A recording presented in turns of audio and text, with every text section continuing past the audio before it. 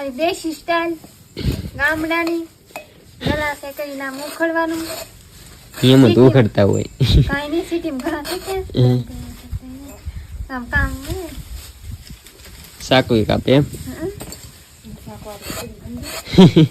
આપણને સાકરી ખાવે ને આપણે રાવું ફટાફટ જો ફેટે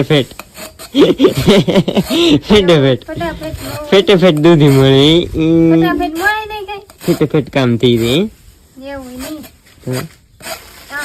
આમાં ઓલા સાકો પે ફટાફટ થઈ જાય